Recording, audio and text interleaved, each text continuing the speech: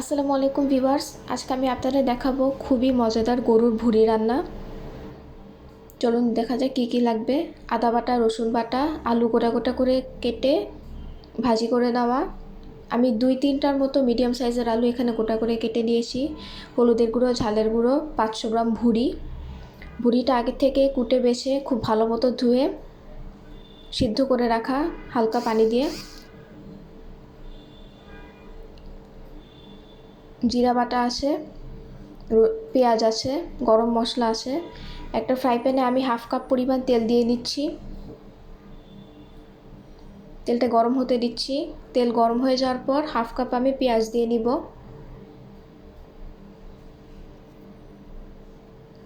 পেঁয়াজটা আমি খুব ভালো মতো ভাজি করে নিচ্ছি।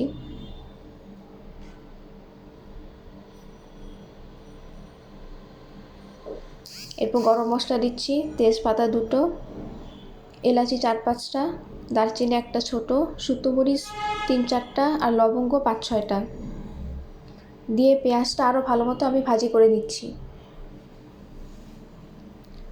গরম মশলাগুলো দিয়ে পেঁয়াজটা ভাজি করে নিচ্ছি।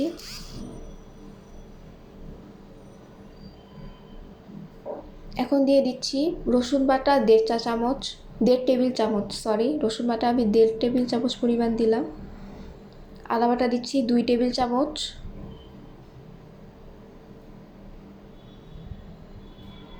এবার মশলাগুলো দিয়ে ভালো মতো আরও মিশিয়ে নিলাম। মূলত আদা বাটা রসুন বাটাটা কষাতে হবে। এবার আমি দিয়ে দিব শুকনো মশলাগুলো। লাল মরিচের গুঁড়ো 1 চা চামচ, হলুদের গুঁড়ো 1/2 চা চামচ এবং লবণ দিয়ে নিব আমি 1 চা চামচ পরিমাণ। এখন সব মশলাগুলো আমি খুব ভালো মতো কষিয়ে নিব।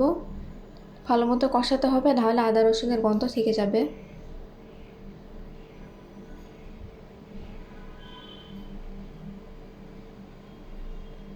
মশলা কষানো হয়ে গিয়েছে, পানি দিয়ে নিচ্ছি। 1/2 কাপের মতো পানি আমি দিয়ে নিলাম। 1/2 কাপ পানি দিয়ে কষানো মশলাটা আরও ভালো মতো নেড়ে চেড়ে নিচ্ছি।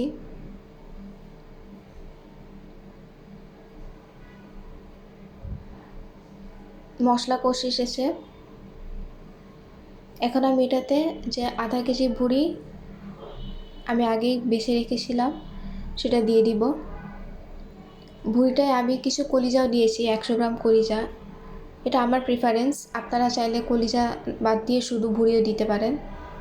ভুঁড়িটা কিন্তু খুবই ভালো মতো ধুয়ে নেওয়া, খুব ভালো মতো গরম পানি দিয়ে ধুয়ে এরপর কেটে নেওয়া পরিষ্কার করে। আমি এভাবে 4 কোনা পিস পিস করে কেটে নিয়েছি। ভুঁড়িটা দিয়ে আমি মশলাটা ভালো মতো মিক্স করে দিয়েছি। এখন আমি পানি দিয়ে দিব। পানি দিচ্ছি প্রায় 2 কাপ পরিমাণ।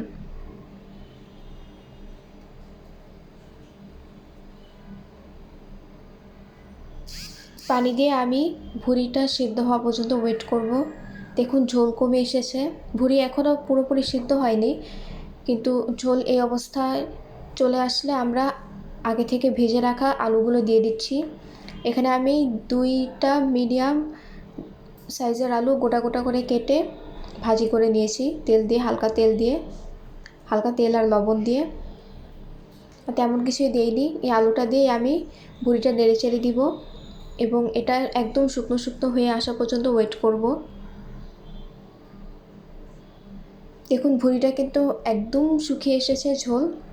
এটাকে আমি মূলত ভাজা ভাজা করব। আমার ভুঁড়িটা একটু ভাজা ভাজাই ভালো লাগে, পোড়ো পোড়ো ভাজা ভাজা, সেটা খুবই মজা লাগে। তো আমি সেটাই করতে দিচ্ছি। ঝোল কিন্তু একদমই শুকিয়ে এসেছে। দেখুন ভুঁড়িটার ঝোল নেই, পুরো ভাজা ভাজা হয়ে গিয়েছে। তৈরি হয়ে গেল আমাদের ভুঁড়ি রান্না। অবশ্যই আপনারা ট্রাই করে দেখবেন এবং আমার চ্যানেলটি ভালো লাগলে সাবস্ক্রাইব করবেন। ধন্যবাদ।